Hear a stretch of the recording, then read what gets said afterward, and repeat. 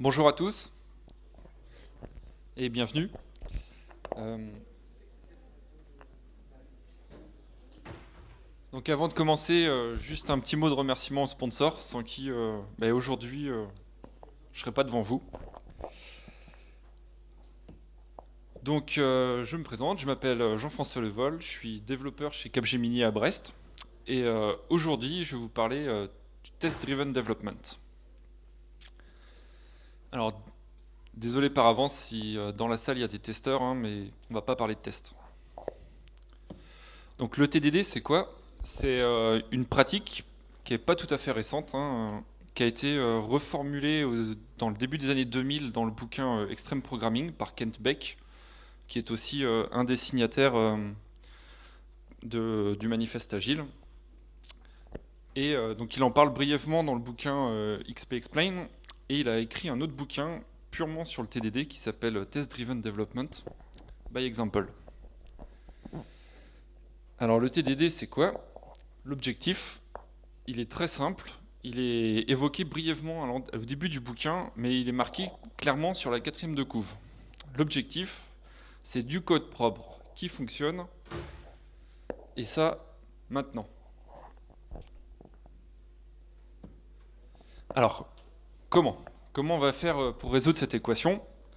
Il y a trois règles simples qui ont été dictées par Oncle Bob, donc qui est aussi un autre signataire du manifeste Agile, qui a notamment écrit le bouquin Clean Code.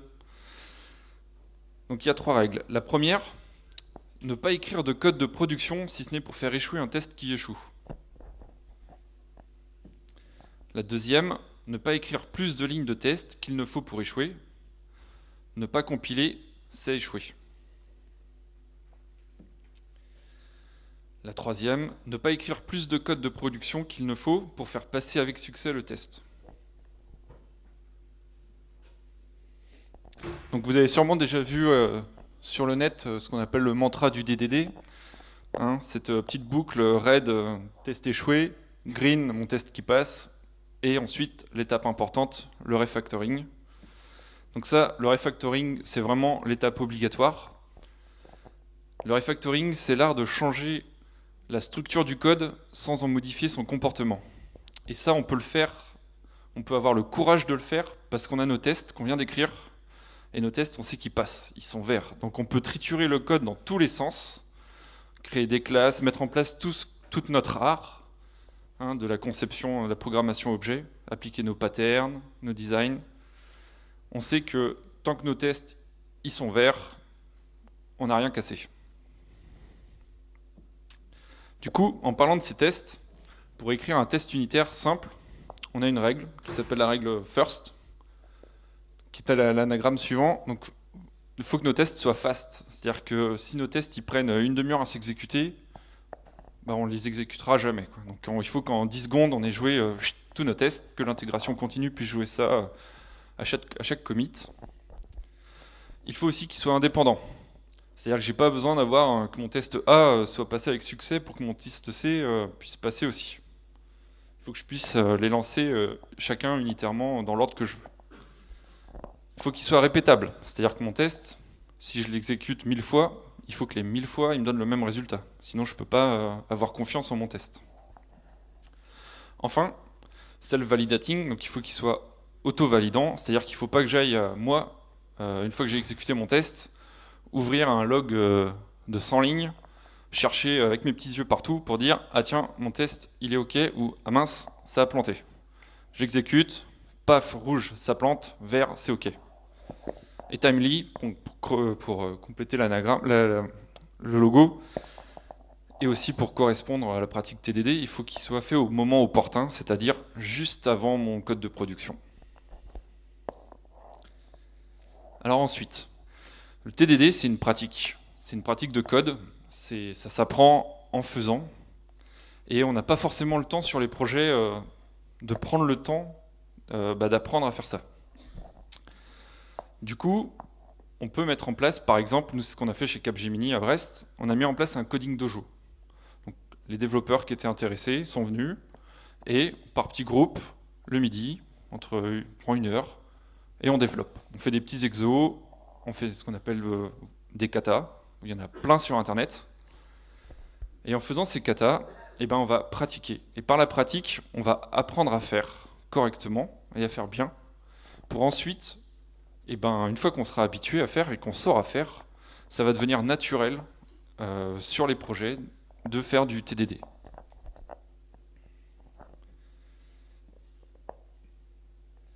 Alors, TDD, c'est un outil, c'est du code.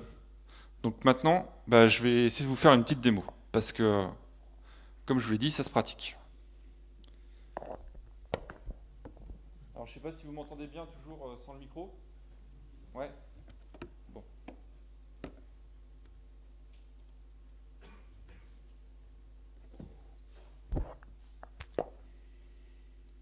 Juste. Du coup, je vais vous présenter un des grands classiques du TDD. Il y a des exemples à foison sur YouTube et sur Internet. C'est le plus simple, mais c'est aussi le plus didactif. C'est le jeu du FizzBuzz. Donc le principe, c'est écrire un petit programme qui va afficher les entiers de 0 à 100, et ensuite qui va remplacer tous les multiples de 3 par le mot fizz, les multiples de 5 par le mot buzz, et le multiple de 3 et 5 par le mot FizzBuzz. Ça, c'est vraiment l'exercice typique qu'on vous fait dans les formations TDD le premier jour pour vous faire comprendre le fonctionnement par petites étapes incrémentales.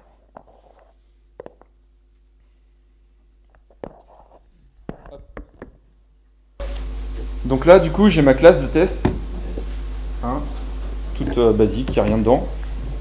Donc on va écrire le premier test. Et on va d'abord vérifier que notre programme, il nous renvoie bien notre liste de 0 à 100.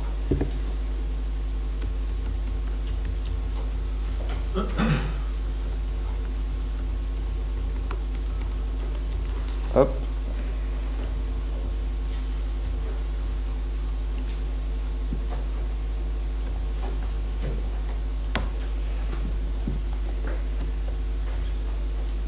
Tac. Donc, je initialise mon objet, on va l'appeler FizzBuzz, hein, on va faire classique.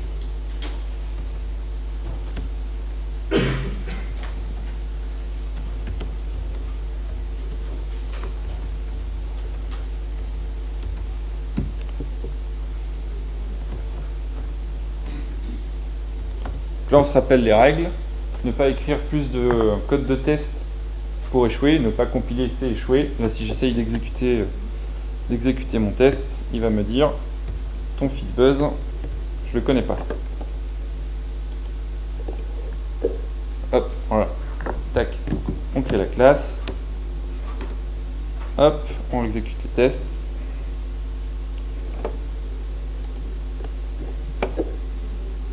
Là, mon test, il passe, normal. Il n'y a rien dedans. Alors, mon FizzBuzz, on va lui dire. On va créer,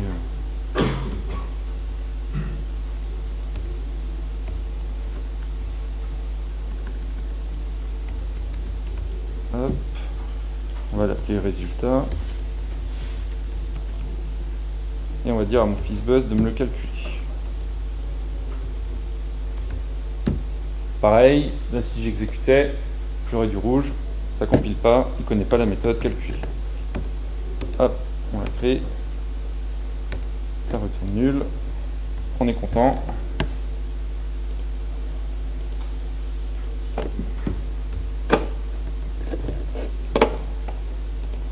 Ça compile. Donc là maintenant on va quand même vérifier que mon test il fasse quelque chose. Hein.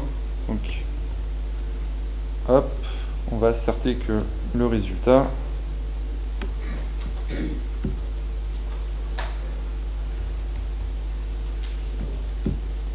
hop, il a bien une taille de 101.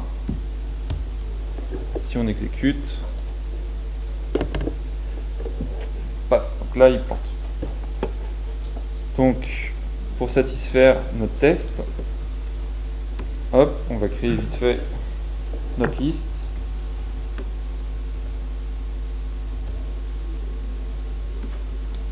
Hop, résultat.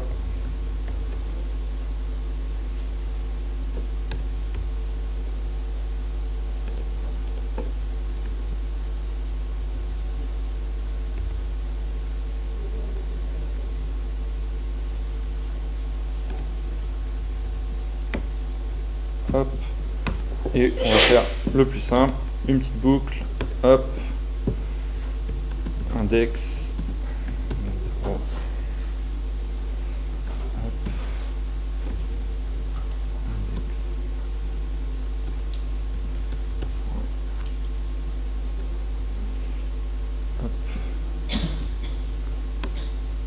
plus.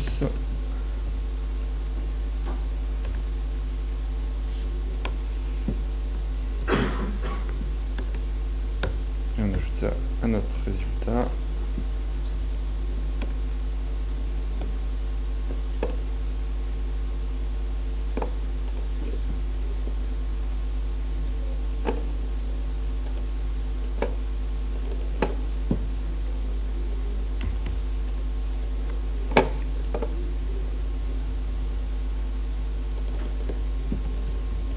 J'ai été un peu trop vite.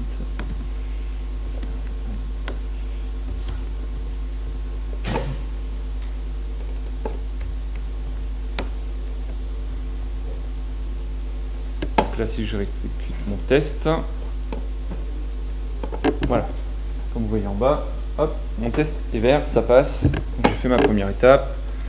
Mon petit programme, il fonctionne, il me renvoie une liste avec mes entiers. Bon.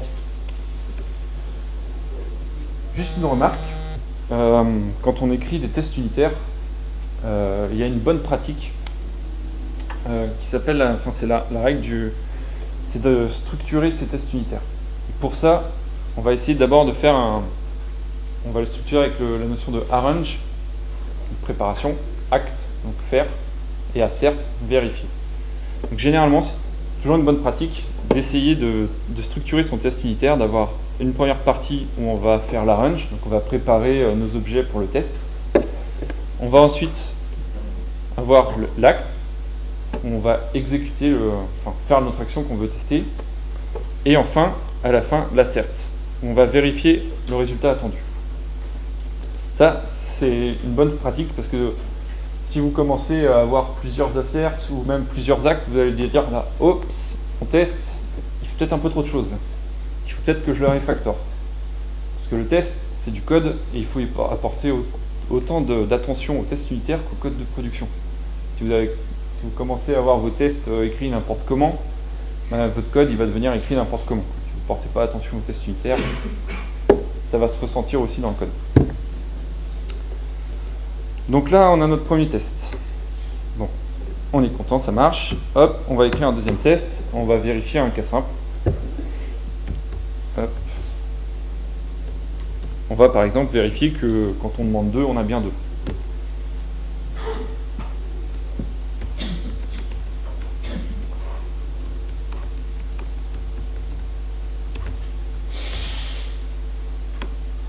Donc là, je refais, hop, fixbug, tac, tac.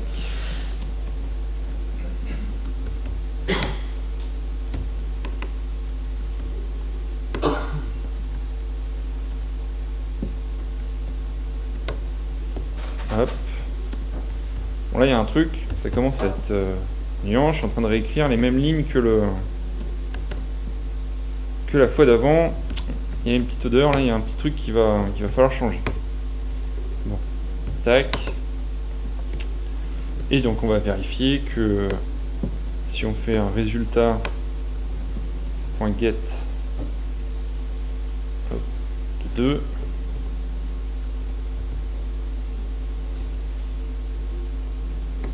on obtient bien 2.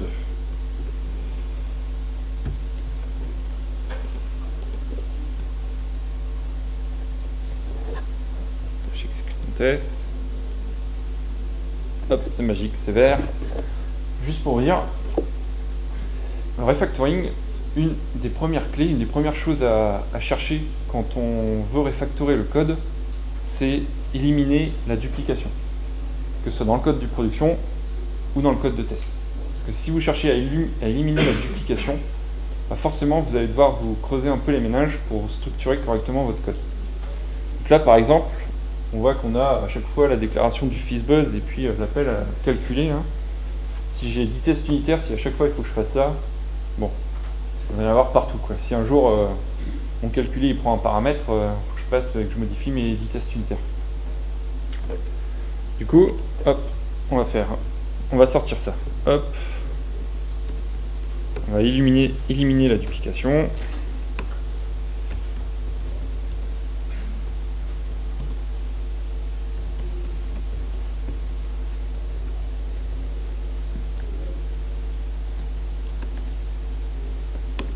Alors, hop.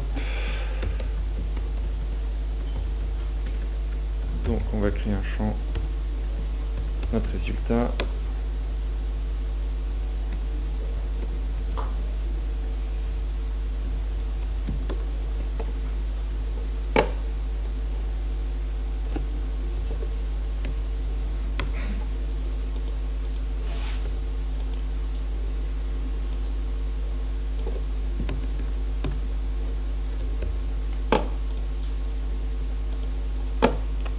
Du coup on peut enlever ça. Donc là normalement, j'ai trituré mon code, j'ai mes tests. Si je me suis planté, ils vont passer au rouge. Magique, c'est vert, tout va bien. On va pouvoir continuer. Bon, le FizzBuzz, c'est bien gentil, on va commencer. Du coup, les multiples de 3, on les remplace par Fizz. Alors, on va faire un premier test.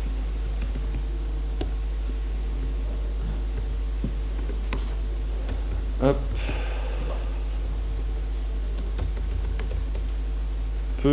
Hop.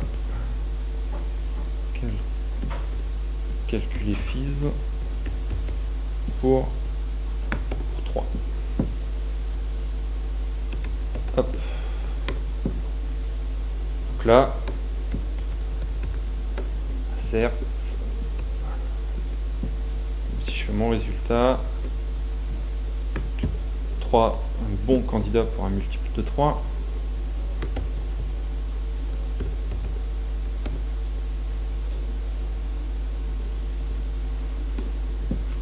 Normalement, il est égal à Fizz.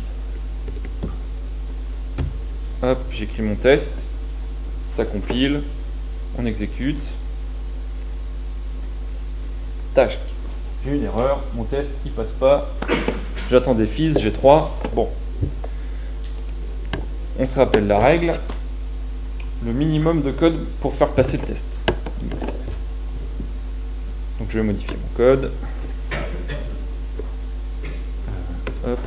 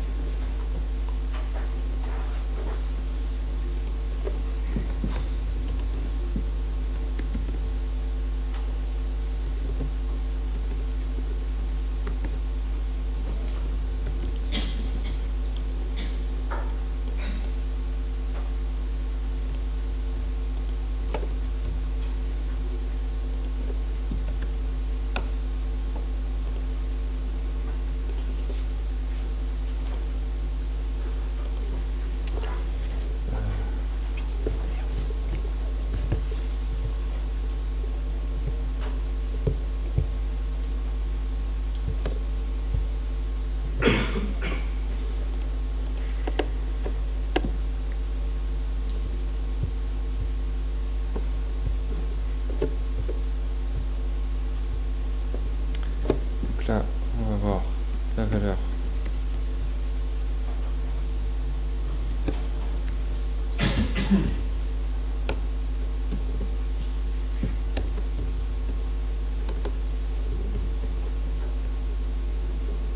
Hop.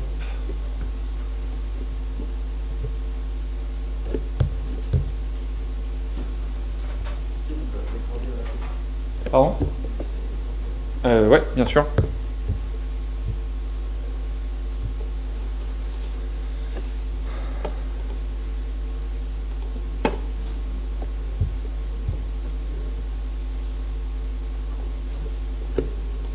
Alors, hop. Comme ça, c'est bon?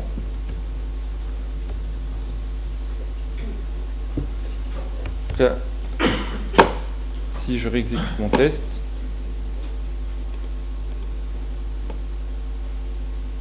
hop, ça passe. Bon. Là, on aurait pu faire encore plus simple, hein. On aurait pu tester si l'index était égal à 3, on renvoyait directement FIS, on avait notre implémentation la plus rapide et la plus naïve. Il faut savoir que c'est assez important de faire, même si ça paraît assez naïf, d'avoir ces petites étapes toutes bêtes, parce que quand on va rencontrer un problème, par exemple on va développer, on a nos tests qui passent, on fait des grands pas, et puis là, paf, test rouge, ah, j'ai raté un truc. Il faut savoir faire ces petites étapes de ce style.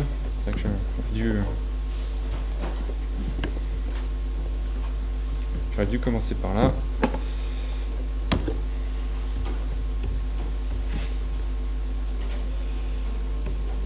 Pour respecter la règle, là il aurait fallu faire ça. If index égale 3.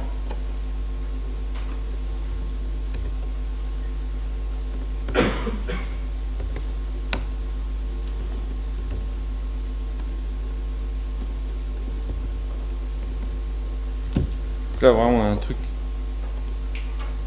très simpliste, ça passe. Donc là ce qu'on peut faire, on peut croiser avec le résultat avec un autre test, par exemple. On peut calculer FIS pour 6. Là si on refait le test, hop, résultat .get 6.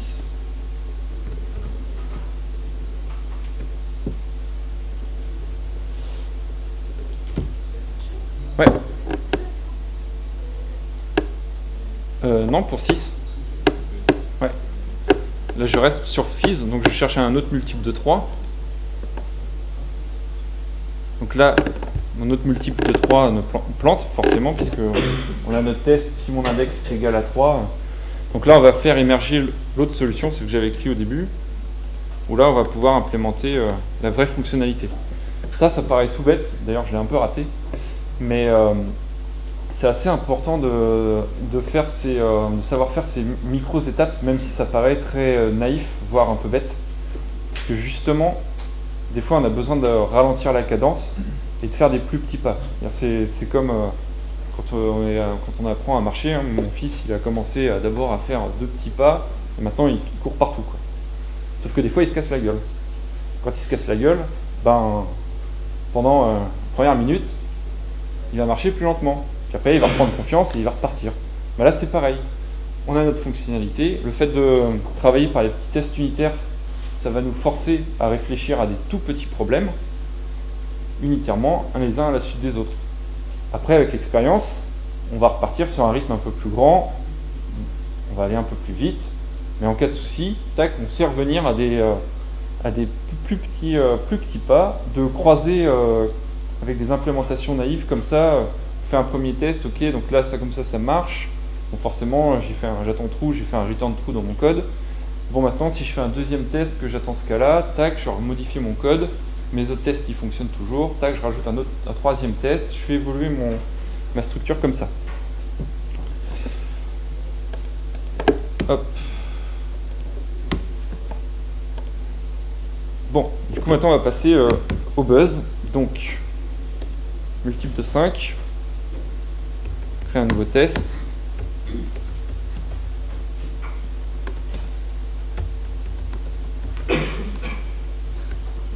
Hop. On peut calculer buzz pour 5. Tac. Donc là, si j'appelle 5.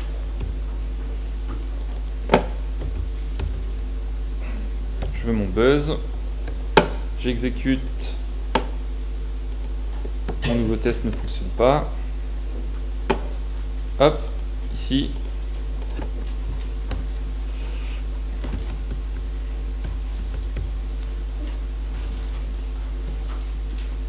Index modulo 5.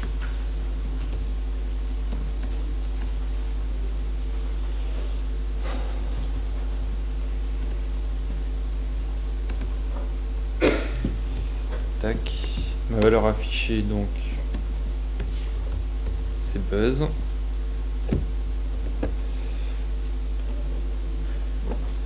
J'exécute. Hop, j'ai tous mes tests. Il me dit que tous mes tests sont passés. Nickel, on continue. La troisième règle.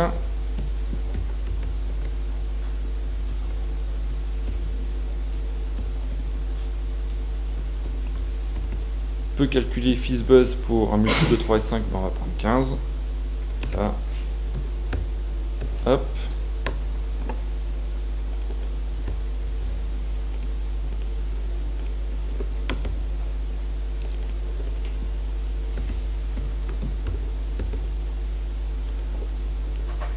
Voilà.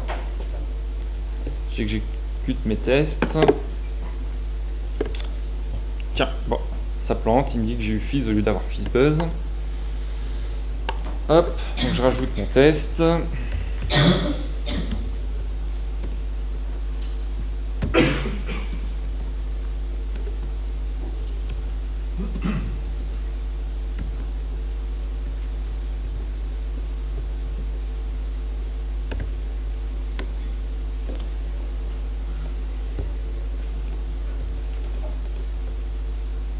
Là, on s'attend à voir FizzBuzz.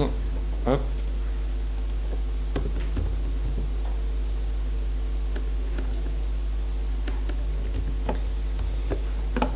Je réexécute.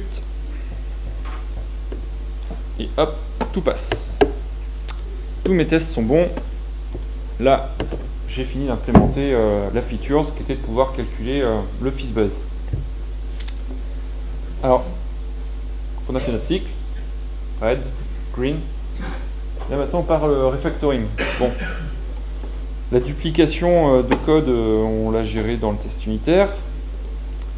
Au niveau du code de prod, ça a l'air pas trop mal.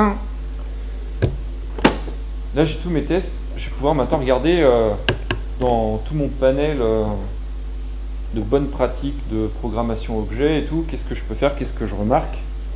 Bon, là on voit, on a notre gros pâté de if, else if, et on remarque qu'il y a de la répétition, quand même, un peu. Par exemple, ici, là, à chaque fois, on teste modulo 15 égale 0, modulo 3 égale 0, modulo 5 égale 0. Bon. Il me reste 10 minutes, ça. Bon, je vais peut-être pas vous le faire en live, mais donc là, du coup, pardon, 7. Ici, on pourrait mettre en place les bonnes pratiques. C'est-à-dire qu'on pourrait commencer par extraire ça déjà dans une fonction, est un multiple 2, tac, paramètre 5, hop, oui, non. Là, on verrait déjà une première structure, et ensuite, on a notre valeur à afficher. Là, typiquement, on pourrait mettre en place une interface, règle, 3 implémentations, règle FizzBuzz, règle Fizz, règle Buzz. L'interface, elle a une première méthode, est un multiple, donc qui renvoie vrai si c'est un multiple du paramètre, donc 15, 3, etc. Et une autre fonction, valeur à afficher, qui retourne FizzBuzz, Fizz ou Buzz, en fonction. Et du coup, on itérerait sur notre liste de règles, et là, on aurait un design propre, évolutif, parce que si demain on dit, bah voilà, maintenant les multiples de, je sais pas, 42, ils nous renvoient à Toto, hop, on crée une nouvelle règle Toto qui implémente règle, on la rajoute dans la liste, et voilà. Notre code, il est évolutif, il est extensible, et en plus, on a tous nos tests pour vérifier que notre nouvelle règle, elle ne plante pas les 3 précédents.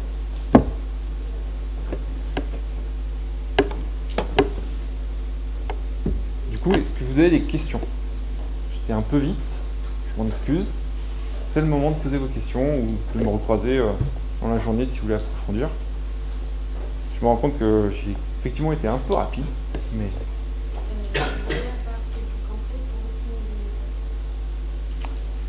Optimiser les tests. Déjà, suivre la règle first, hein, vraiment. que j'ai affiché tout à l'heure. Hop, ici, rapide, c'est-à-dire qu'il faut qu'il teste vraiment le comportement. Il ne faut pas que ton test ait besoin de faire des accès en base de données, qu'il ait besoin de charger un fichier, d'accéder à une API sur un autre serveur super loin. Il faut vraiment que ton test s'exécute, ta suite de tests, elle va s'exécuter en une poignée de secondes. Parce que sinon, personne n'y jouera. Si ça prend 10 minutes, tu lances tes tests, tu vas chercher un café, du coup tu fais plus ça régulièrement. L'idée c'est de pouvoir exécuter tes tests comme là, tu as fait une modif, paf, tu testes, paf, tu codes. Indépendant. Ça, faut vraiment c'est vraiment important à respecter ces règles. Ensuite, comme je disais, là, sur le terme de bonne pratique de présentation, c'est vraiment penser au bloc arrange, bloc act, bloc assert. Parce que visuellement, on va voir s'ils sont s'ils sont bien construits, s'il n'y a pas de soucis, s'ils ne sont pas trop gros, s'ils ne testent pas plein de choses. C'est des tests unitaires, ils doivent vraiment tester un micro bout de code. C'est la suite complète et qui va définir le fonctionnement de ta fonctionnalité, de ton code. Et en faisant ça, en créant plein de petits tests comme ça, on décrit le comportement du système et au final ça devient la documentation du système. C'est-à-dire qu'on sait, on passe les tests, on veut savoir comment notre API elle fonctionne, on regarde les tests unitaires, on sait qu'elle fait ça, elle fait ça, elle fait ça, tac, de cette façon. Ouais. Là, on parle de tests unitaires et tests d'intégration, c'est vraiment différent. C'est un autre sujet. Parce que du coup, tu vas pas les faire forcément en TDD comme on l'a fait, c'est-à-dire on écrit une ligne de test, on écrit ta ligne de production. Au mieux, tu vas avoir une approche, on va définir tes tests en amont, c'est-à-dire que ton product owner, il va dire, voilà, moi les critères d'acceptation de ma user story, c'est ça. Pour tester voilà comment tester la features, il va décrire des cas de test dans Cucumber ou dans d'autres outils. Et toi, tu pourras jouer ces cas de test après pour vérifier que fonctionnellement dans l'ensemble, ta feature elle fonctionne. Mais le TDD, le test unitaire, c'est des micro bouts de code de ta feature complète. Il y a d'autres questions? Ouais. Comme toute méthode, j'imagine qu'il y a des avantages et des inconvénients. Ouais. L'inconvénient, quels seraient les principaux inconvénients l'inconvénient, c'est je dirais de se jeter dedans. Parce que en tant que développeur, tester, c'est la 10e roue du carrosse. Vous connaissez tous la phrase tester, c'est douter. Donc beaucoup l'appliquent. C'est pas quelque chose qu'on va apprendre à l'école. Enfin, moi en tout cas, à l'époque où j'y étais, j'ai jamais entendu parler mes profs de test. Et c'est du coup c'est une logique, un schéma de pensée qu'on n'a pas, qu'il faut apprendre. Se dire je vais réfléchir d'abord à ce que doit faire ma fonctionnalité, ce petit bout de code, ok j'ai besoin de ça, tac tac. C'est pas évident. C'est pour ça que des fois sur les projets, on peut avoir la chance, moi j'ai vu ça, où il y avait des gens qui maîtrisaient et où les chefs de projet ils avaient bien compris que ce qui était important c'était d'avoir du code de qualité et du coup on avait le temps sur le projet pour apprendre.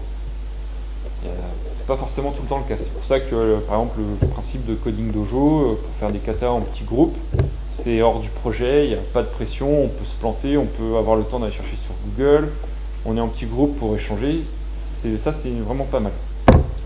L'avantage, on parlait d'inconvénients, l'avantage vite fait, c'est comme tu vas développer ton code pour répondre à tes tests, si tu t'en tiens aux règles du code minimum pour faire passer ton test, tu vas éviter de partir dans ok je fais ça, attends peut-être que plus tard j'aurai besoin de ça, donc je vais coder ça, machin, et à la fin tu te retrouves avec une pieuvre dont t'as pas forcément l'utilité, et par contre que tu galères à utiliser. C'est plus chiant de rajouter des tests après que de les faire avant. Parce que quand tu essaies de tester après, déjà tu fais ça vite fait quand tu as 2 minutes. Et puis tu galères parce que ton test, ton code, il n'est pas forcément du coup fait pour être testable. Il ne respecte pas les principes du bon design. Et du coup tu vas un peu lutter. Et du coup, comme tu vas lutter, tu vas passer à autre chose. Celui qui a une question dans le fond? Ouais. sur les 3 points, les 3 règles. Ouais, les 3 règles. Ouais. Hop. Elles sont là.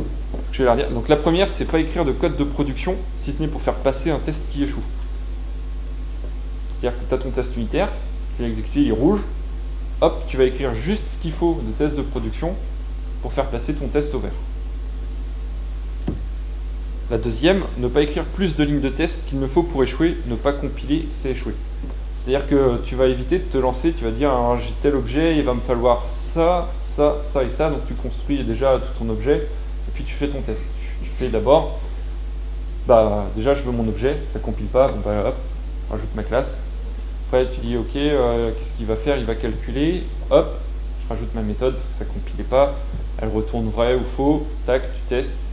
Tu dis ok, maintenant il va lui falloir un paramètre, je passe mon paramètre, tac, elle doit me retourner ce paramètre multiplié par 2, hop, je vérifie que j'ai bien mon résultat qui correspond, si je lui passe 2, j'ai bien 4. Vraiment le strict minimum de code de production pour, de test pour échouer. Pour éviter justement de divaguer mentalement et au final construire une pieuvre. Ne pas écrire plus de code de production qu'il ne faut pour passer avec succès le test. Ça c'est l'étape un peu naïve, j'ai failli vous la rater, c'est tellement naïf. C'est voilà, j'attends que ma méthode elle me retourne true. Bon le moyen le plus rapide, le plus simple pour faire passer mon test unitaire avec succès, c'est que ma fonction dans mon code de prod elle retourne true. Et après, je vais enrichir, je vais créer un deuxième test qui va rappeler cette méthode, elle va tester une autre variable, un autre comportement, et là je vais commencer à implémenter petit à petit ma fonctionnalité. Je vais rajouter un autre test unitaire qui va décrire un autre cas, qui va aller complémenter, et je vais pouvoir le faire avec, être serein en le faisant, parce que j'ai ma suite de tests que j'ai écrit avant, qui elle, va toujours être verte, va toujours passer. Et à partir du moment où je vais casser un truc, là je vais me dire, j'ai peut-être été trop loin, hop, je reviens un peu en arrière, qu'est-ce que j'ai raté, hop, je vais un peu moins vite, je crée un autre test unitaire pour faire une autre petite étape et évoluer. Et c'est ça ce schéma qui est un peu compliqué au début à appréhender. Voilà. D'autres questions? Oui. Qu'est-ce qu'on fait si on est en train de tester quelque chose comme une interface graphique et donc le test c'est est-ce qu'elle ressemble à ce qu'elle devrait ressembler et des façons... Ça du coup c'est plus du... On sort du test unitaire. Hein. Tu vas retrouver ça plus avec des outils de test fonctionnels comme Selenium ou des choses comme ça qui vont pouvoir Cucumber, plus Selenium je pense, te dire si effectivement tu as ton interface graphique, elle sert à ça. Après, généralement dans une équipe agile, si vous avez un testeur, votre testeur, lui, ça va être justement son taf, quoi. Ça va pas être d'écrire des petits scénarios pour tester que les petits bouts de code ils fonctionnent. Lui, avec le PO, il va décrire des tests de la fonctionnalité. Et comme le PO, il est sympa, il va commencer à écrire, il a ses critères d'acceptation. Le testeur, il va pouvoir prendre ça vite fait dans un test Cucumber ou Selenium.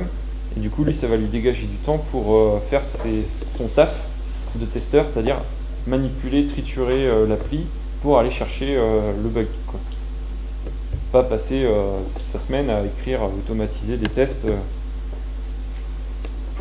que le product owner peut l'aider à faire, que le développeur peut l'aider à faire. La vraie valeur ajoutée d'un testeur dans une équipe, c'est justement le test d'exploration. Ouais. D'autres questions? Ouais. Dans la présentation que vous nous avez faite, là, oui. Finalement, c'est le même intervenant qui fait les tests et la classe.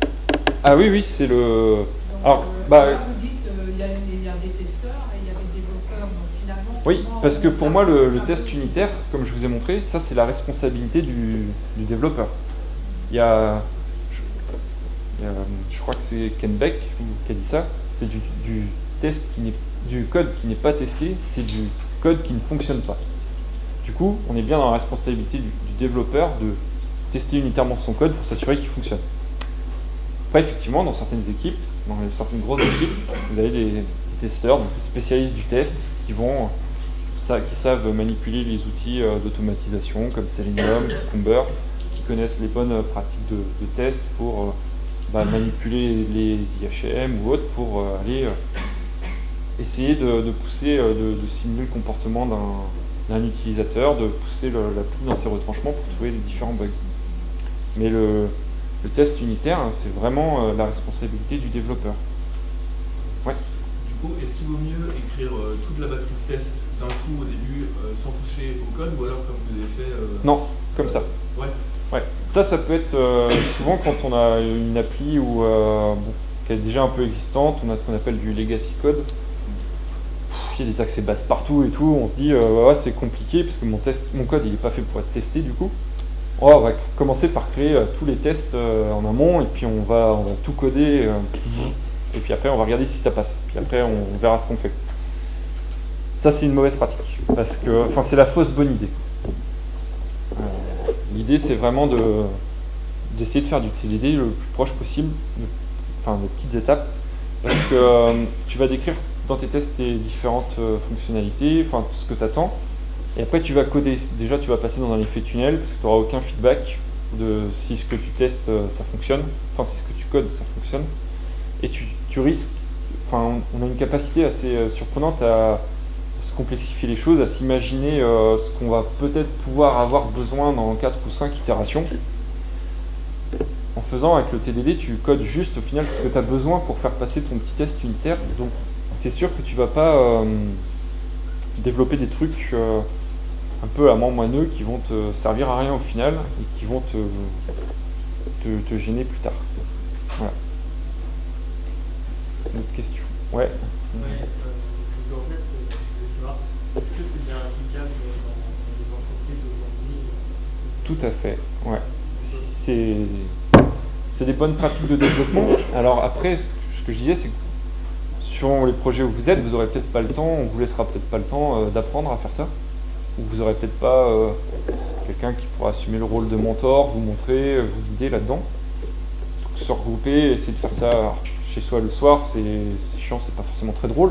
C'est pour ça que le principe du coding dojo de temps en temps le midi, nous pour l'instant chez Capgemini, on fait ça une fois par mois. Ça marche bien, ça a motivé les gens, ils veulent passer à au moins 2 fois par mois. Et on est un petit groupe entre 3 et 10, quoi, 3 et 6, à se réunir le midi et à coder en TDD. Pour apprendre le TDD, on en profite pour découvrir une nouvelle fonctionnalité Java 8 par exemple, parce que notre client il a principalement des projets Java 6, il commence à avoir des projets Java 8, donc petite utilité, c'est l'occasion en plus d'apprendre. C'est aussi l'occasion pour les gens qui sont, on va dire, plus débutants ou qui découvrent un peu la programmation objet ou des choses comme ça, qui sont un peu moins avancés techniquement, d'avoir un espace aussi, de pouvoir échanger avec des gens qui maîtrisent plus, qui peuvent leur montrer. Et tout ça sans aucune contrainte, sans aucun stress de projet en route ou de choses comme ça. Ouais, je sais pas si... Ouais. Quel taux de couverture du TDD? Tu arrives à ce que tu peux faire. La couverture de code, c'est un peu... faut faire attention avec cet indicateur.